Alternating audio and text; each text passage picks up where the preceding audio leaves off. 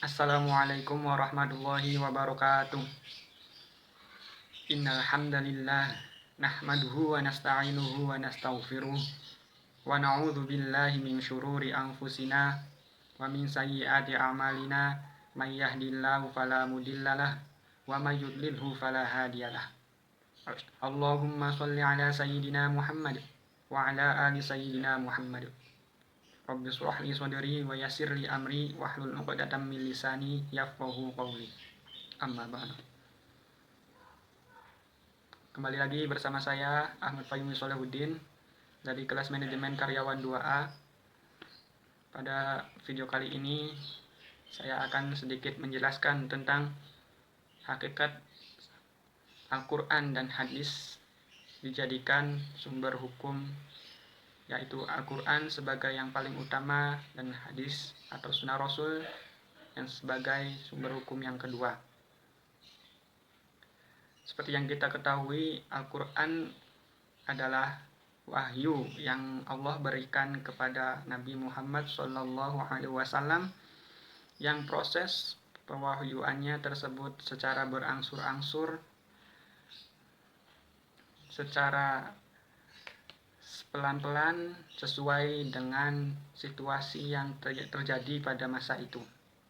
Al-Quran bagi umat Islam tentunya menjadi suatu pedoman atau suatu tuntunan atau sebagai landasan nilai bagi umat Islam dalam menentukan hukum, tindakan, menunjukkan dan menentukan kepada jalan menuju tujuannya, dan menjelaskan tentang hakikat kehidupan manusia dalam hubungan dengan sesamanya, lingkungan, dan dengan Tuhannya.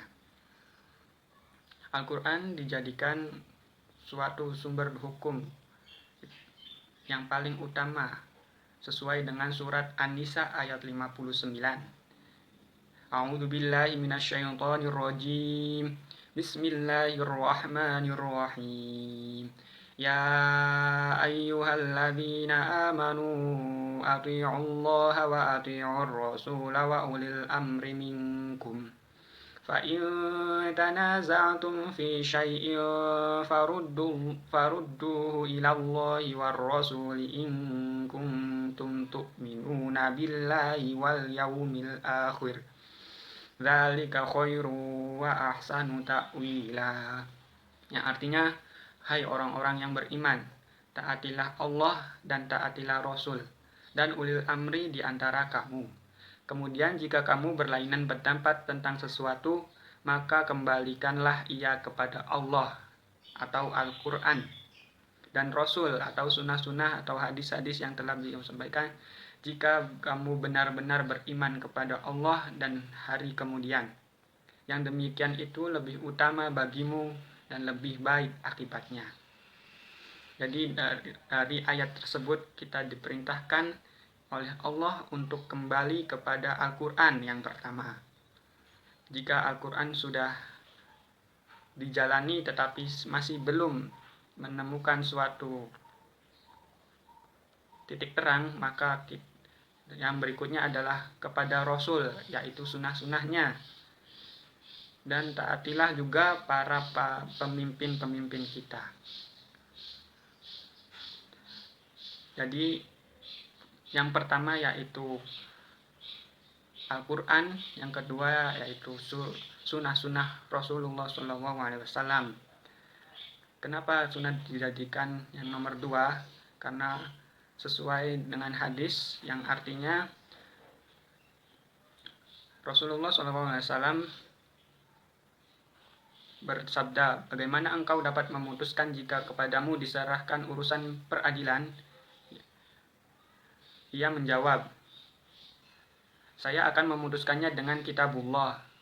Rasul SAW bertanya lagi kepada si Mu'az, jika tidak engkau jumpai dalam kitabullah, bagaimana? Si Mu'az kembali menjawab, dengan sunnah Rasul. Lalu Nabi bertanya lagi, apabila engkau tidak mendapati dalam sunnah Rasul? Mu'az menjawab, saya lakukan ijtihad birro'i. Berkatalah Mu'az, maka Nabi menepuk dadaku dan bersabda, segala puji bagi Allah yang telah memberi taufik kepada utusan Rasulullah, sebagaimana Rasulullah telah meridhoinya. Hadis riwayat Tirmizi. Di dalam hadis tersebut ditunjukkan bahwa Al-Quran adalah sebagai sumber yang paling awal dan paling pokok. Setelah Al-Quran, maka sunnah Rasul sebagai rujukan atau dasar yang kedua.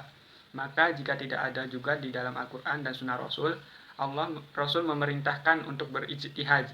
Tentu saja ijtihad ini tidak bertentangan dengan prinsip Al-Quran dan sunnah Rasul, karena itulah sumber utama dalam ajaran Islam. Selain itu, sunnah Rasul juga dijadikan sebuah pegangan kebenaran. Sesuai dengan hadis, aku tinggalkan bagi kalian dua hal, yang karenanya kalian tidak akan tersesat selamanya, selama kalian berpegang kepada keduanya, yaitu kitab Allah dan sunnahku. Hadis tersebut dijelaskan bahwa sunnah Rasul sebagai pegangan agar manusia tidak tersesat. Tentu saja hal ini dikarenakan Rasul sebagai penyampai risalah Islam dan juga penyampai wahyu. Untuk itu apa yang Rasul lakukan diperintahkan juga untuk diikuti. Itulah penjelasan tentang Al-Quran sebagai sumber yang pertama dan al-hadis atau sunnah Rasul sebagai sumber yang kedua. Sekian yang dapat saya jelaskan. Mohon maaf apabila terdapat kesalahan-kesalahan. Akhirul kalam, wabillahi taufiq wal hidayah. Wassalamualaikum warahmatullahi wabarakatuh.